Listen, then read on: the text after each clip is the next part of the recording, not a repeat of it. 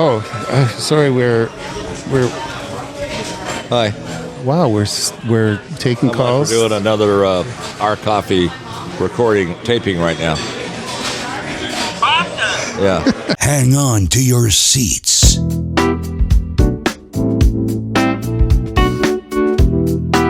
Be prepared. There is nowhere better.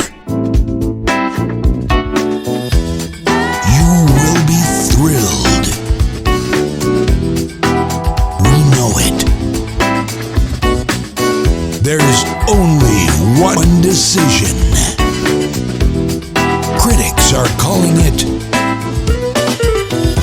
absolutely sensational.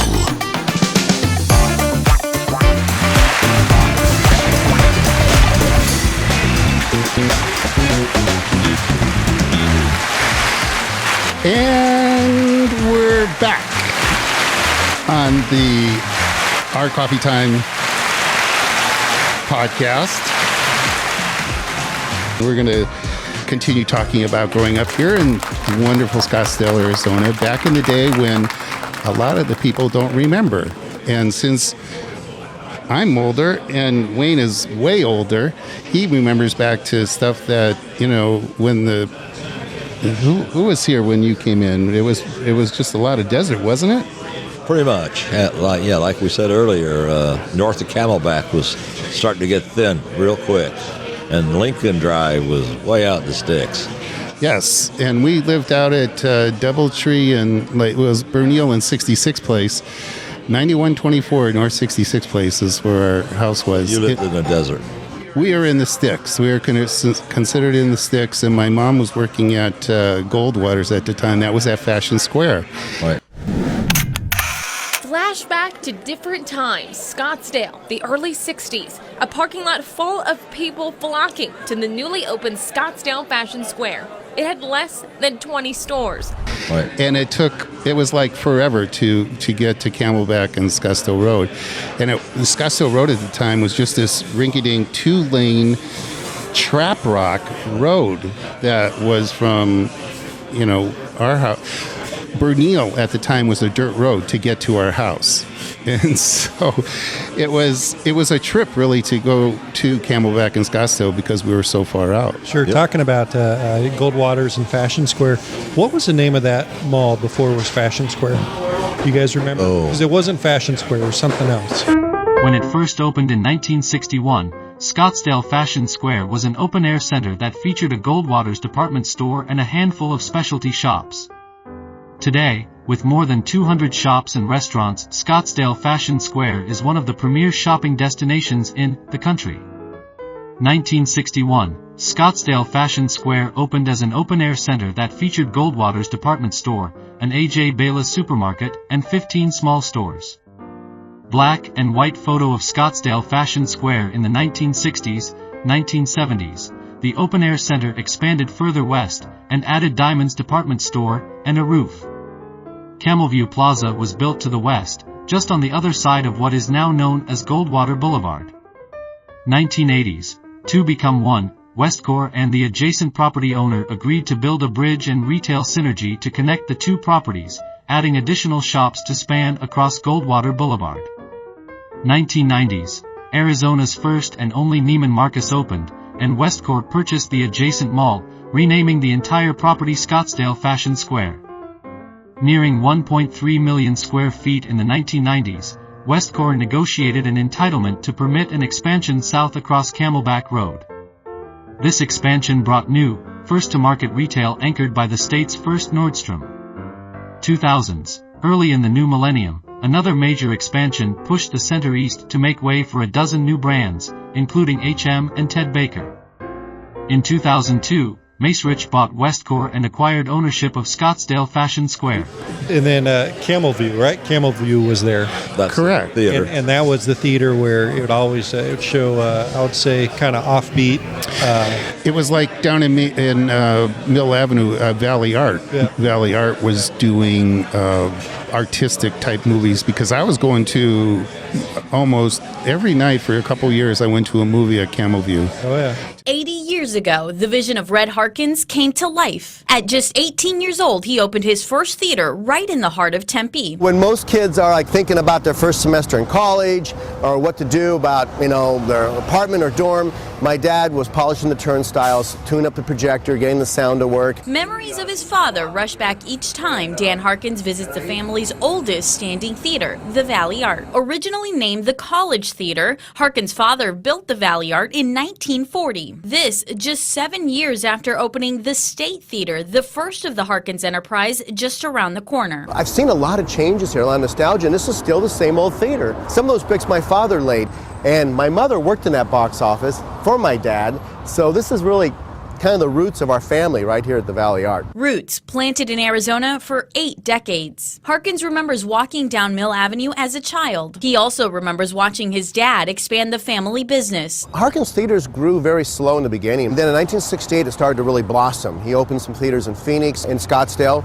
Unfortunately, my dad passed away in 1974. The Camel View Theater was his last theater he built before he died. But his legacy and his company lived on through financial difficulties. My accountant came to me right after my dad's passing and said, Dan, you guys are actually bankrupt. And despite the challenges of an evolving movie industry. The challenges have been just basically to stay on top of technology. His son carries the torch. I just loved my father, wanted to keep his vision alive. And moviegoers fulfill that vision. See, and sometimes there were some independent films that were a little sketchy. I mean, it was like really poor photography.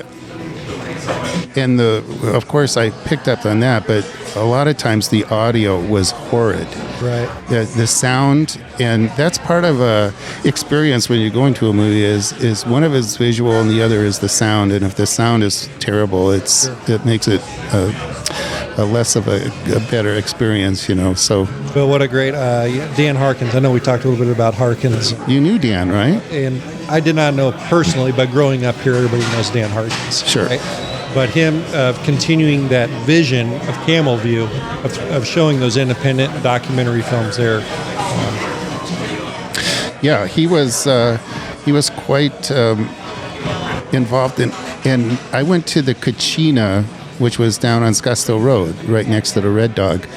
Remember that? And so I went to the last showing of the Kachina, and Dan's dad was there, I believe, and they showed The Wizard of Oz, and then afterwards we went outside and he took the letters from the marquee down, and so I got 2 of the letters from that last showing. So I've got them somewhere, but anyway, it would be fun to get those and maybe frame them or something, because Kachina was a great theater.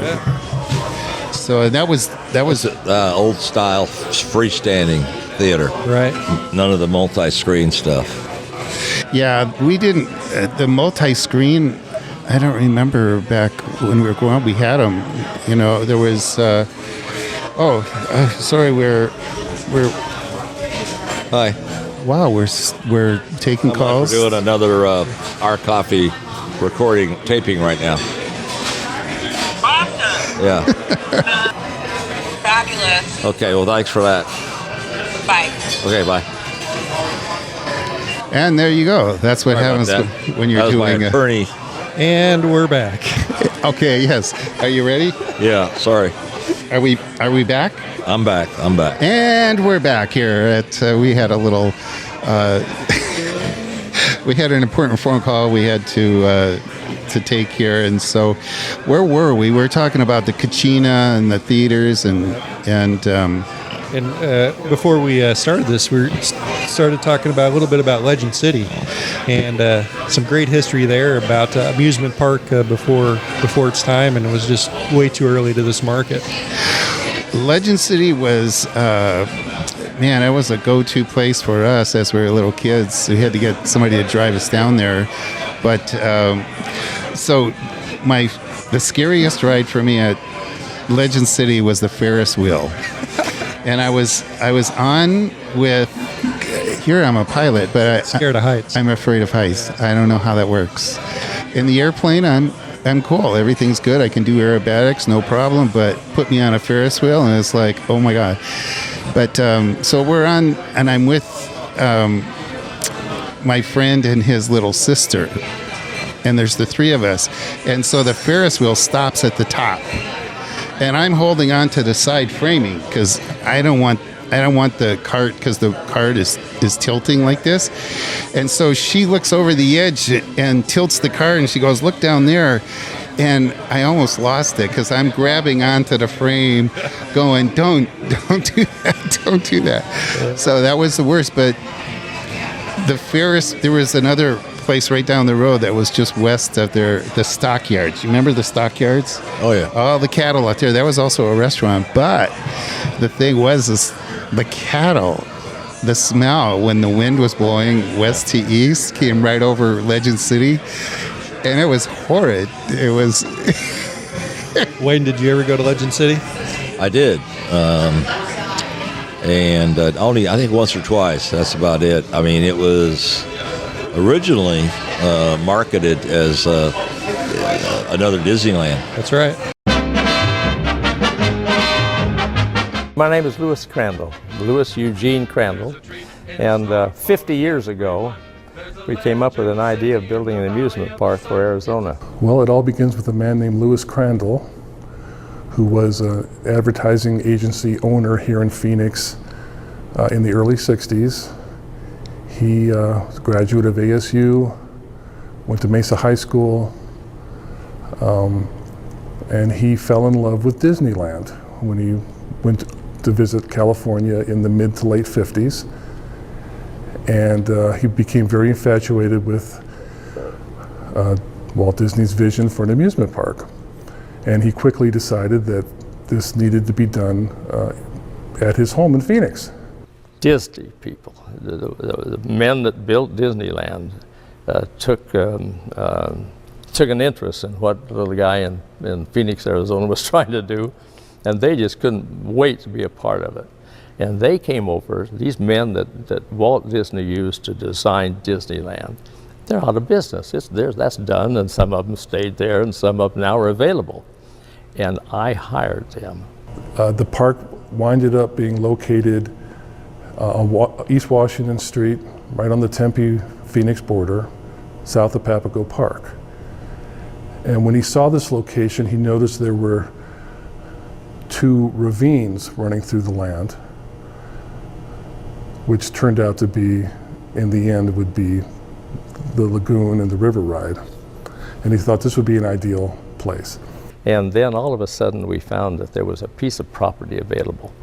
Washington and Van Buren came down and then into Tempe. And I was able to put together a little corporation, and we were able to buy a piece of property there. When Louis Crandall got in touch with Wallace and said, I've got this property and these are my plans. And I think initially we had heard for so long, there's going to be an amusement park over here, or there's going to be an amusement park somewhere in the state. And it never had the financing, whatever it was.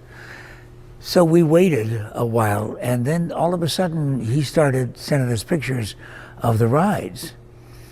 And then when the lagoon stage came in, that was our stage. And we just had an absolutely marvelous time. Later that same day, Ladmo's on stage. The crowd is cheering. Hold it! Justice! Here comes Captain Super now. Uh-oh, the crowd is leaving. Forget it, Captain Super, you're all through. Where are they now? In those days, Tempe was here, and then some miles away was Phoenix, so it wasn't this one contiguous city like we have now. Tempe definitely had its own feeling and was definitely its own community, more isolated than today. And in between that was Legend City. Legend City was our amusement park. And no, it wasn't as fancy as Six Flags over Omaha, or it wasn't as spectacular as a Disney park. But it was ours. And it was pretty darn neat. It really was. I mean, the rides were pretty cool rides. There was the tunnel, and then the sky ride. It was ours. We could always go to Disneyland, but that was theirs. We were kind of guests there.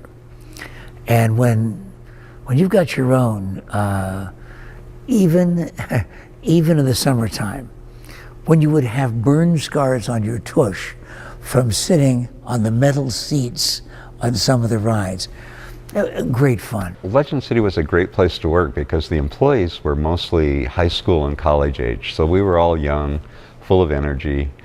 You know, our whole life was ahead of us. And it was like, I used to look forward to going to work because I was going to have a great time.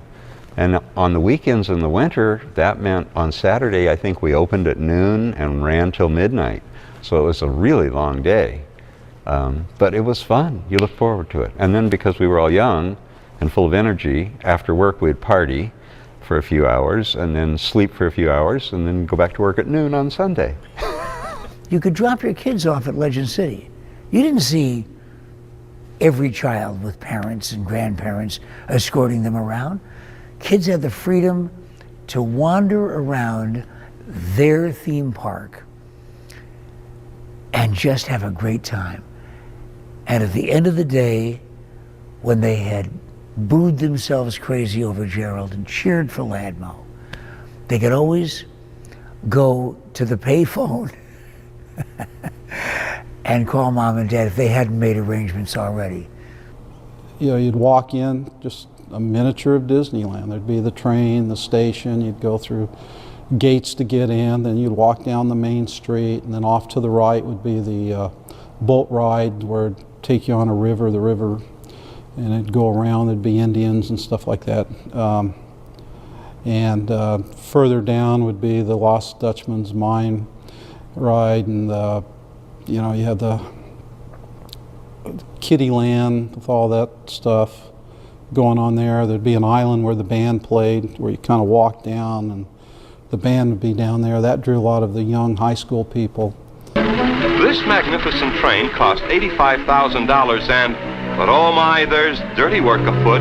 It's a real old-fashioned train holdup. Fortunately, the good guys are on the job.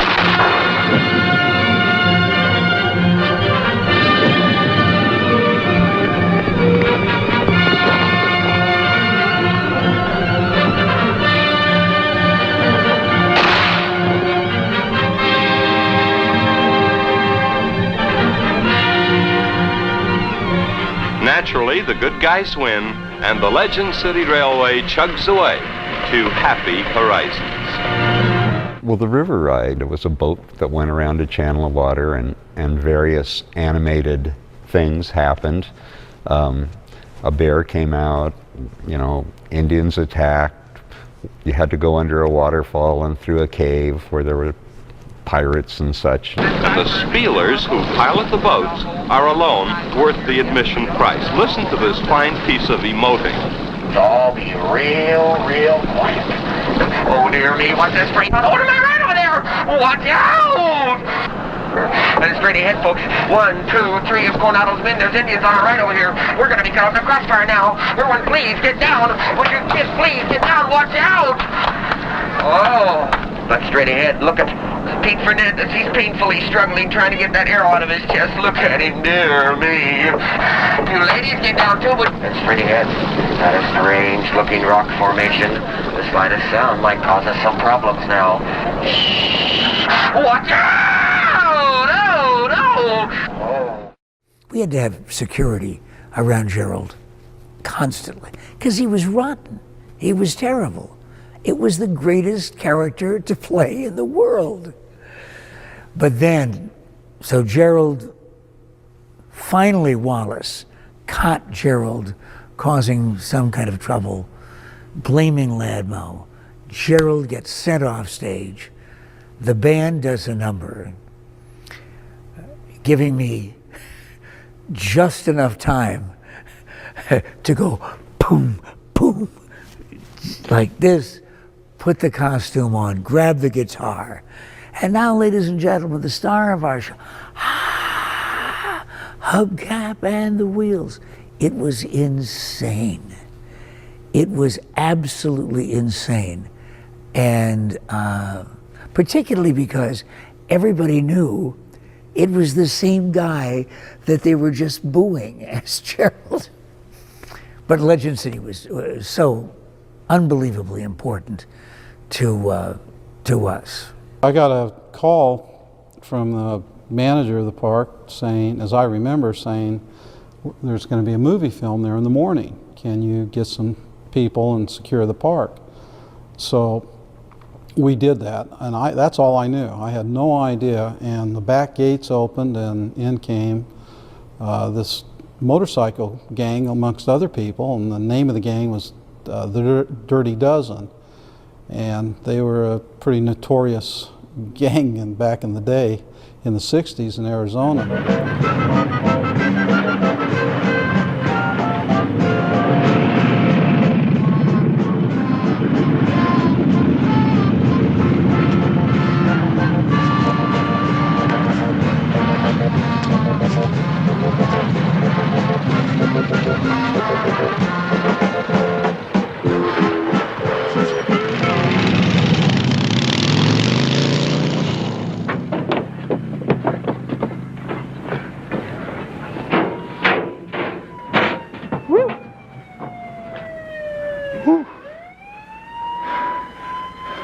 Thanks. Anytime. Barf Boulevard. What was Barf Boulevard? Well, the official name was The Hill, and that was just an area where there were the carnival kind of rides. The Cuddle Cups. The Tilt-A-Whirl, the Cuddle Cups, the Rock-A-Plane, the Paratrooper, the kind of rides that spun you around and could make you a little nauseous, with the ensuing results if you'd just been down having a hot dog or whatever. And the ever-ready hose. Yes, so yeah, that particular section of the park got a lot of cleaning. No one wanted to work there. No, but those were fun rides. For the ride operator, those were the good rides because you could find money at the end of the night from people being turned upside down. Toward the end, like the last couple of years, Wallace would say, looks like they're in kind of serious financial problems. And I don't remember the rides being in bad shape, or I don't remember them not always operating. I've read that. I really only remember what fun the audiences had. So many people still have great memories. If you mention Legend City, I remember I used to go there.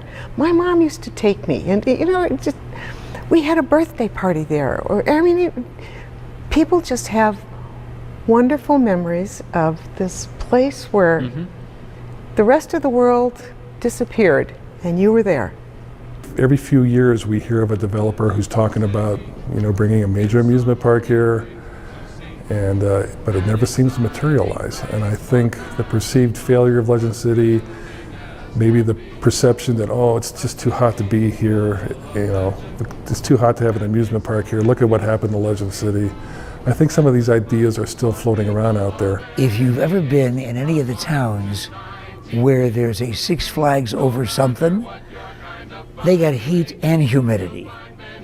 So I have no doubt that there will be another amusement park, a theme park of some kind, because there's just so much potential profit here for that. But there'll never be another Legend City. Legend City lives on in the minds and hearts of many thousands of people. Ladies and gentlemen, thank you for visiting with us at Legend City. All rides and attractions are now over. We'd like to remind you that you could leave the park either through the front gate entrance or through the Sky Ride. Thank you.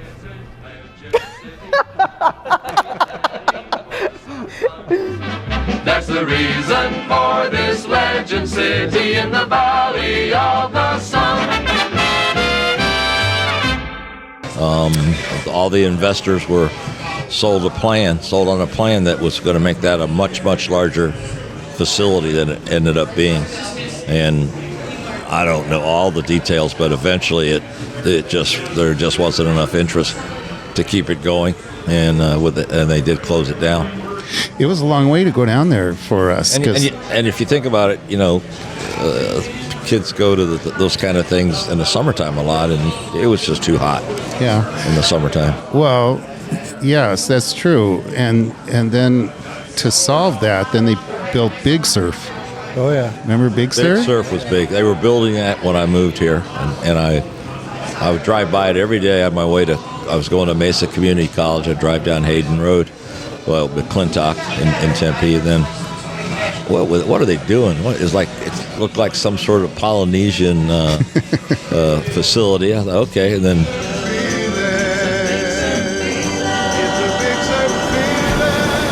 Big Surf was pretty cool. That was like, the ocean in the desert. Some people had bikinis in, and if the waves were right, I might watch some of them off, and so that was always a big thing. You'd have to be careful where all the children were because the water was not always blue in those areas. I took my kids to Big Surf, and then there were times when they were old enough that I could just dump them. This is a thing that a lot of mothers in the 70s did. We dropped our kids off and left them. Probably not till they were, 10 and 12, but still. As a kid, Dave Manning spent entire summers at Big Surf, and he wasn't alone. You had all ages. I remember grandparents sitting on the beach and watching the action in the water, even though they never got in the water. Every weekend, you had late night dance nights. Then during the days, it was sun and sand and surf.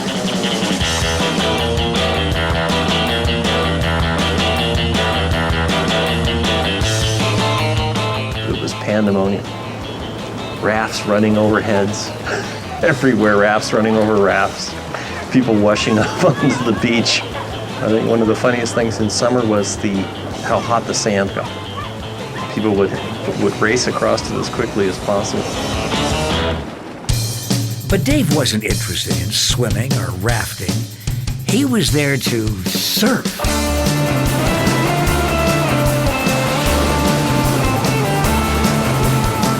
Had all these diverse characters together from all over the valley who had this brotherhood and camaraderie and really truly developed a culture that revolved around our beach and our waves. The culture was genuine. The waves were artificial.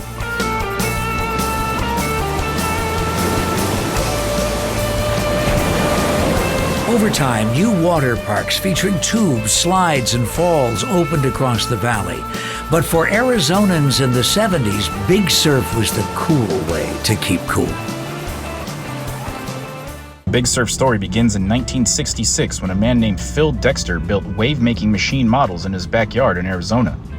The next year, in 1967, he created a larger working model in an abandoned pool hall. And 2 years later, in 1969, he teamed up with the Clairol Corporation, who was promoting their surf line at the time, and got the funding to build his first wave pool, the first surfable wave pool in existence. And he called it Big Surf. Built in what was then a vacant piece of desert between Tempe and Scottsdale, right along the Salt River.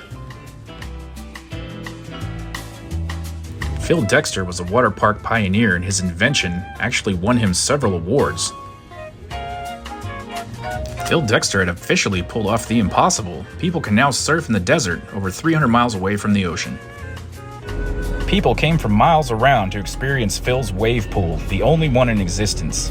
And it turned out to be a giant toilet bowl with a wall. And they put that water behind that wall and opened it up and made those waves, and they were pretty impressive. I went to Big Surf dozens of times, and it was a nice respite from the heat during the summer, that's for sure. So it's going back just real quick to Legend City, a little bit of history for you guys. If you travel on I-10 between Phoenix and Tucson, headed south, between Casa Grande and Eloy, on the south side of I-10, there's some old Legend City cars, I'll call them the people movers, are up on posts that are on the four corners of this lot. I was just going to say, out by Falcon Field, there's a restaurant there, the Monastery, and they have one of those cabs in the back. Yep. It's a blue one. Have you seen it? Oh, yeah. Yeah, it's just wild to look at that, how small they were. But, we were smaller. Pretty crazy. As kids. But going back to Big Surf, that was true engineering marvel for its time. And some great history there. It was the kid that was across the street from me was from California. And was a surfer. So these two, they were two brothers, and they were just thrilled that they had that possibility to get out their boards and surfing in the desert. In the desert, who would have thought, right? Sure, it was like a big toilet. That's that's what everybody thought, but it was neat. And then they also had concerts there. Oh yeah. So I was little, and I remember going down there and seeing Iron Butterfly. Iron Butterfly was the one that did Inagata Vida. That was in the Garden of Eden, but supposedly he couldn't say that, so it was in the Gadda Vida.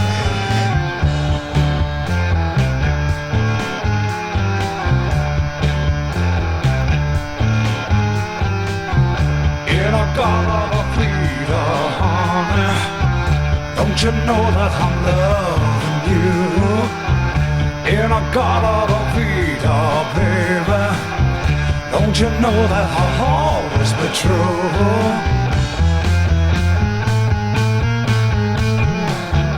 Oh, won't you come with me and take my hand? Oh, won't you come with me and walk this line? Please take my hand.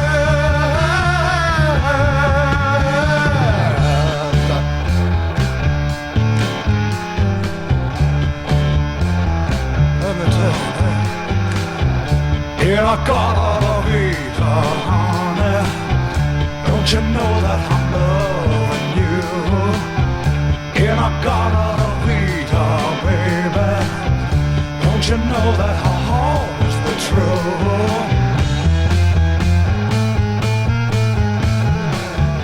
Oh, won't you come with me and take my hand? Oh, won't you come with me and walk this line? Please take my hand.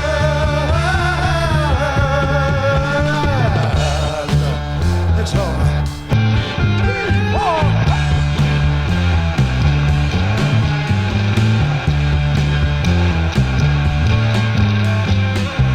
In a Gadda Vida, honey, don't you know that I'm loving you?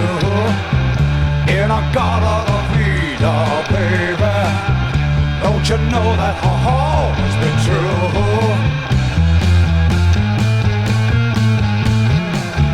Oh, won't you come with me and take my hand?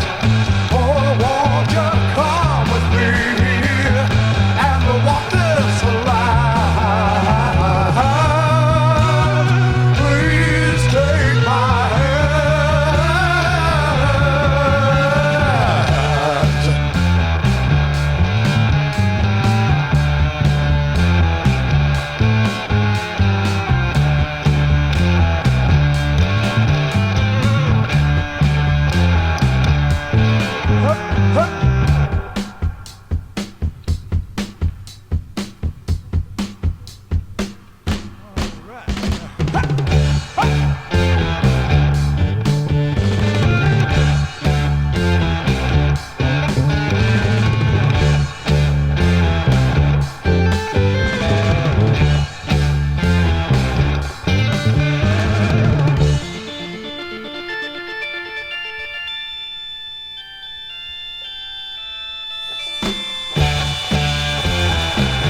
It was just cool to see them in that setting because it was nice. The sun's setting, and you're on like a beach, and you've got this toilet flushing every 5 minutes or whatever. Great place, but unfortunately, like a lot of things around here, is torn down not too long ago, and it's being redeveloped.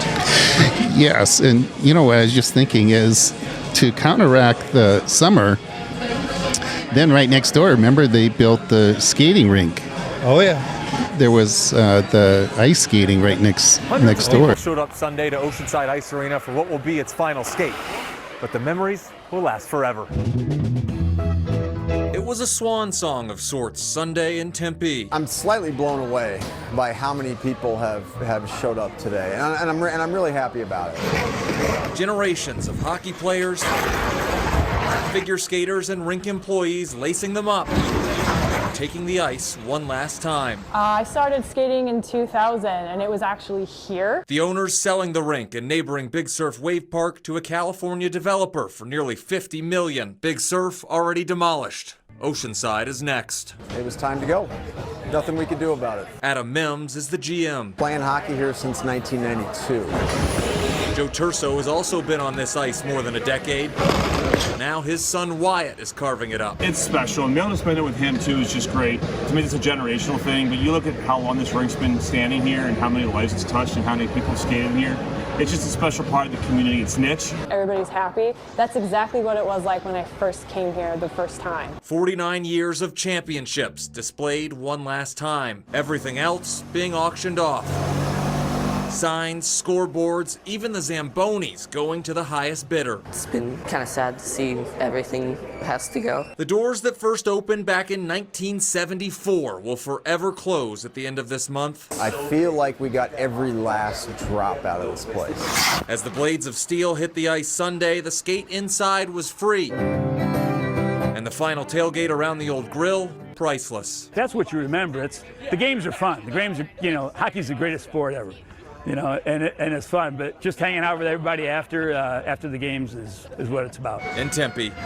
So that whole area, so we had the ice rink, we had Casey at the bat, we had Big Surf. Yeah, and the skate, what was the skating? I think it was also a roller skating rink there. It was roller skating, yep. Roller skating? Was it Skate World? Skateland. Skateland? Maybe, I don't know. I remember taking my kids there.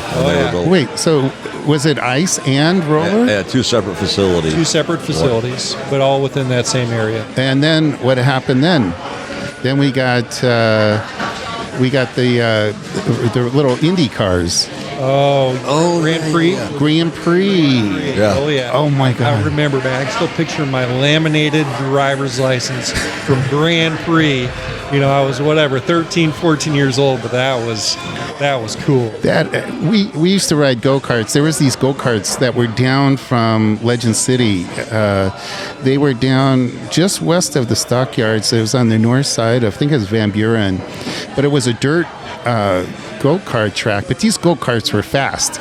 And I used to love them, man, because I was racing motocross.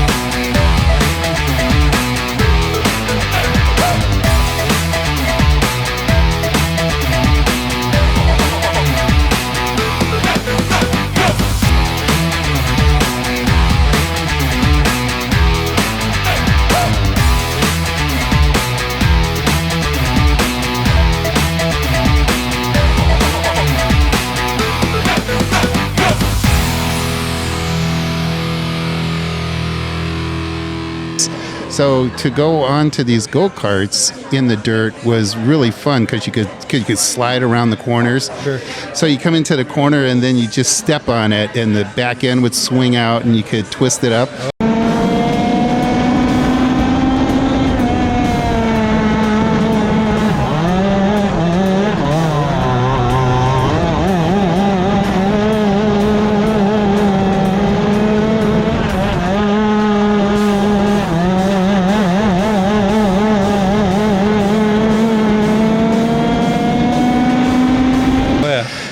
And oh my God, it was so fun. It was fun because the other go-kart places had governors on the engines. And these ones, I don't think they did, so they were fast. You could just let it rip. It was a blast. So when the Grand Prix came out, and I'm going around there, I'm thinking Indy, it's like, man, I'm on this racing kind of track, and the car they were awesome. Right. At its peak in the 1980s, the Malibu Grand Prix empire encompassed close to 50 tiny racetracks across the United States, Canada, Europe, Asia, and Australia. Hundreds of thousands of racers racked up millions of laps at $1 or so a pop as we chased after the ever better times posted on the electronic timers just beyond the finish line. Devotees with treasured Malibu Grand Prix licenses included not just dweebs, like me, but celebrities such as teenage Leonardo DiCaprio, the adult Tupac Shakur, and totally addicted Paul Newman.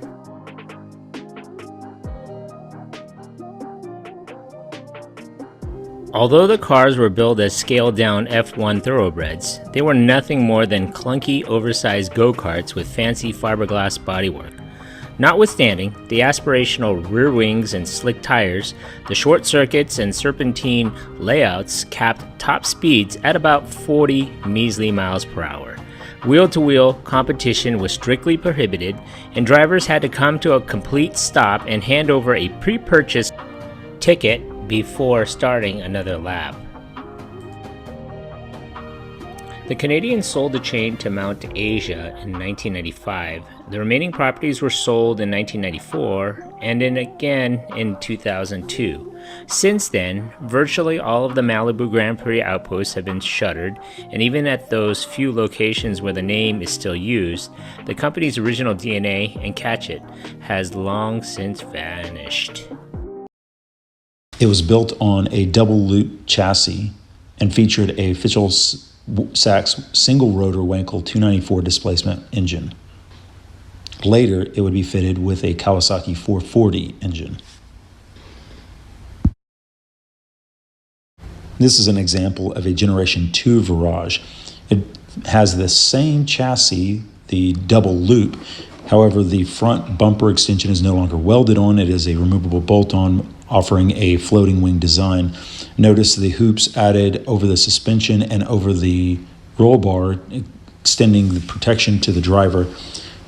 This was powered by a Cayuna 440 engine and later stepped down to a Cayuna 340. Did you go on them? Oh yeah.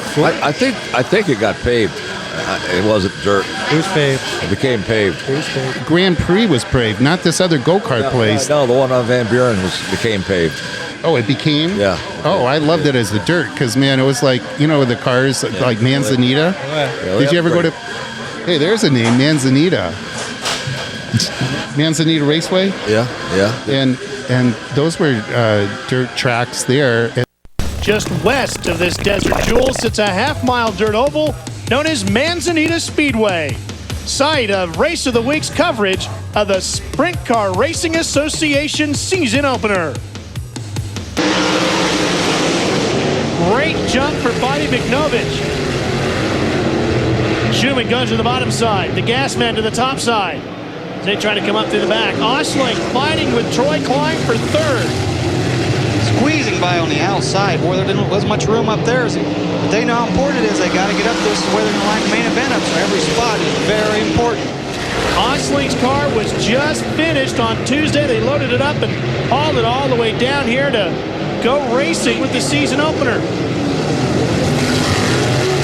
And look at Klein slide up into the cushion. He lost a lot of ground, Brad. Yeah, he did. Caught the right rear, jumped it, and flung the front end over, and it did. It cost him a lot of time. Schumann picks up a couple of spots. He's onto the backside of Lee Brewer Jr., who is working Tony Stewart right now in the yellow car in front of him. Stewart trying to catch up to Osling. Good battle going on in the middle of this pack. Well, they're just racing all over the racetrack. They're 2 and 3 wide. And then they opened a motocross track that was behind Manzanita, so I was racing on. So when we were growing up, people were doing flat track racing with. Wide is green and they're off. Bauman from the inside. Kuba trying to close the door on the outside. It's Bauman with the lead so far. Here comes the bullet up the inside. Baker. Meese just about steps off the motorcycle. He has to check up now. Here comes Baker. Now look at Smith up to second. He's looking for the lead. Smith goes to the lead for the first time in the main. Baker says, I don't think so. He leaves the throttle no longer, goes around the outside. It's Baker, high, wide, and handsome. Brian Smith on the inside. Here they come. It'll be Brad Baker, your points leader, to lead them off of 4. Baker, Smith, Meese, Bauman, Coolbeth right there on the number 2 bike. Meese back there in the 6th spot. As they went across the start-finish line, it is Baker, Brian Smith, Jared Meese, Bauman, Coolbeth, Johnson, Halbert, Robinson, Weidman, J.D. Beach in the 10th spot. Motorcycles, and then there was motocross. I never did the flat track. It just didn't interest me to do that kind of riding. I like the motocross, and so when they opened the motocross behind Manzanita, that was fun because you watch the cars and then do the motorcycles too. So. Sure. Anyway, how did we get on that to the go-karts? Well, and then Grand Prix. And then they had the drag racing, which was Beeline. And I went there. Bring your camera. I'd never been to a drag racing event. And I needed to bring earplugs. I didn't know about it. They blew my eardrums out, but those things were amazing. Saturday night at Beeline Dragway for drag racing under the lights. See over 200 drag racing cars competing in open competition. Bring your own car out and race. Drag racing is the only automotive sport where everybody can race. Beeline Dragway operates under the sanction of the American Hot Rod Association and uses the formula system for stock car classification. Using this system, every type automobile can be classified from the most powerful A-fuel dragster down to the smallest foreign car. Be there to participate in the world's fastest growing auto sport, drag racing. Bring the family. Children under 12 are admitted free. Beeline Dragway is located 4 miles north of East McDowell Road on Beeline State Highway 87. Don't miss drag racing under the lights, 8:30 Saturday night. Saturday night at Beeline Dragway, drag racing capital of the great Southwest. Beeline, Beeline, Beeline, Beeline, Beeline. During the last weekend in January, the Beeline Dragway near Phoenix is the scene of the American Hot Rod Association's Winter Championships. Here, the nation's top cars, drivers, and mechanics assemble to compete for cash and merchandise awards totaling more than $90,000, according to the promoters. This is the first championship event of the new year. They come from every section of the country to test their driving skills and new cars under ideal weather conditions. The Herrera Caudell Goer runs against Pete Robinson, the engineer from Atlanta.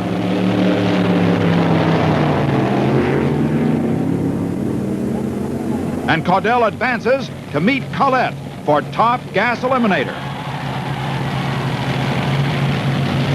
Collette, number 13 in the near lane, follows Caudell's beautiful start.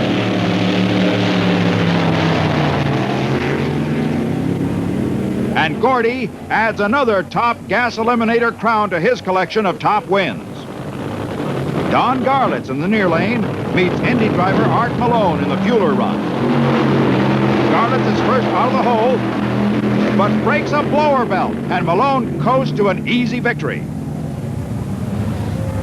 Even a Garlitz can't win them all.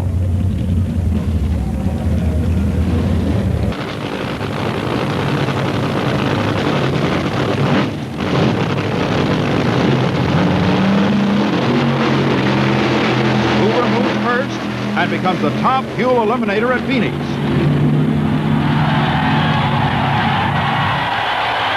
And the crew's a happy bunch as they follow him down the strip.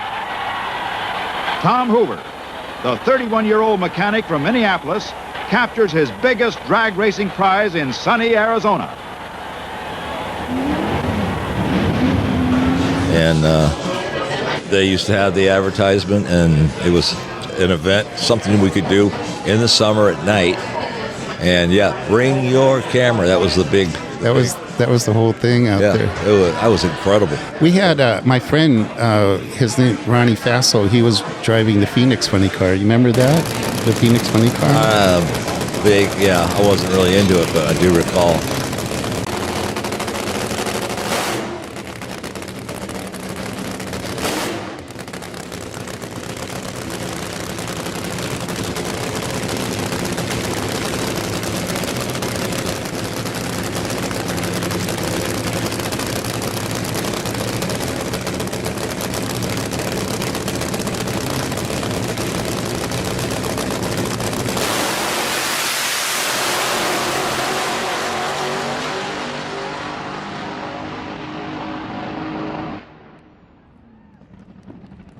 So he was cool. That was he was in an accident. The car blew up and everything. He got hurt, but he kept racing. After he recovered. So anyway, so we end up at back to Grand Prix, and I thought I was going to be a racer, and after getting in those cars, it was like, well, the next stop is Indy, right? Sure. So anyway, it was really fun, but I raced motorcycles till I was 20. Talking about family entertainment, for me, growing up here, the next thing was CrackerJax. CrackerJax is a place kids and adults have been coming for years, maybe to ride the bumper boats or play some mini golf. There have been some rumors circulating recently that this place was about to close down, but Arizona's family has learned that's not the case. CrackerJax in North Scottsdale holds a special place in the hearts of a lot of Valley families who have been coming here for birthday parties, special events, and good old-fashioned fun since 1993. I enjoy being outside, so it's nice to do an outside activity. It's just a fun thing to do. Just last week, some media outlets reported that the property here had been sold to Arizona billionaire George Kurtz, a tech entrepreneur, giving the impression that CrackerJax would be closing down. So this is one of our light-up dinosaur bubble sprayers. Today we caught up with CrackerJax general manager John King, who wants to set the record straight. He told us the 28 acres of land where CrackerJax sits off Scottsdale Road and Paradise Lane was in fact sold, but says they have a lease that will allow them to stay open. As a small business, word of mouth travels very fast and we depend on it. So inaccurate information can definitely turn this place from popping to sort of a ghost town. King is doing his best to spread the word and let customers know CrackerJax will remain open for at least a couple of years. With the go-karts, bumper boats, driving range, mini golf, and arcade all up and running. There's even a message posted on the CrackerJax website. Mackenzie Straub and Emily Maxfield remember coming here for birthday parties when they were kids, so you can bet they're happy to hear the Scottsdale landmark is sticking around a bit longer. I'm actually excited. I've been coming here since I was growing up, and it's a great place to come. So, if it went away, I'd be a little upset because I love coming out here. Glad they're staying open? Oh yeah, for sure. We're told this property will eventually be turned into a multi-use facility, and CrackerJax will eventually close down. Still today, maybe you guys know what's going on with it. It's all being redeveloped because the value of the land. I know a guy. I know about one project going in there. It's a very high-end senior, independent senior living facility. A person I know is involved in the development of this. He's told me a little bit about it. It's going to be like $9,000-$10,000 a month to live there. It's going to include all your food and obviously a deluxe apartment and all kinds of activities on site. But you can still, since you're independent, you can still have a car and leave.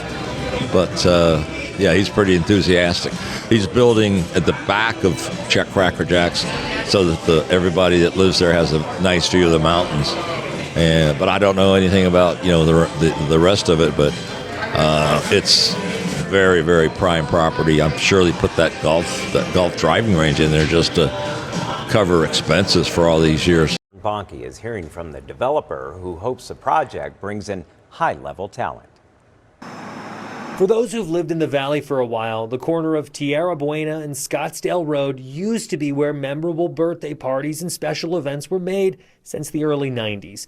But in the spring of last year, the property where CrackerJax sat for years was sold to Arizona tech entrepreneur George Kurtz.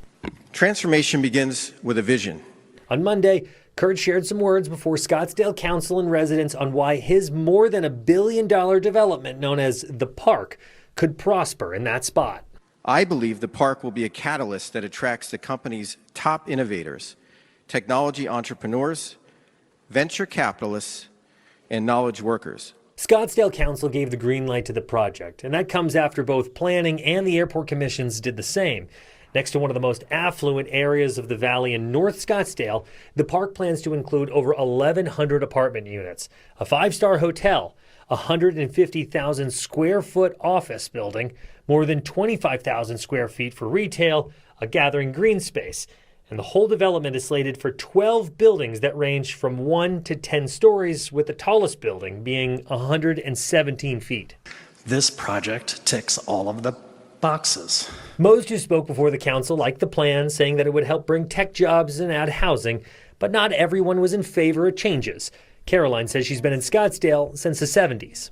With 10-story buildings, choking gridlock traffic, unhealthy air pollution, deafening noise pollution. There's no set timetable on when construction will start, but we're told it could be 18 to 24 months for the permitting process before the start of construction. This culture of the best and brightest will accelerate Scottsdale's growing technology community and serve as a cybersecurity center of excellence. On that note, we're going to have to take a real quick break, so we're going to close this one out, and we'll be back in, what do we call, 2 and 2, is like they did on the Love Connection, I believe was the show. So thank you very much, and we'll see you back very shortly.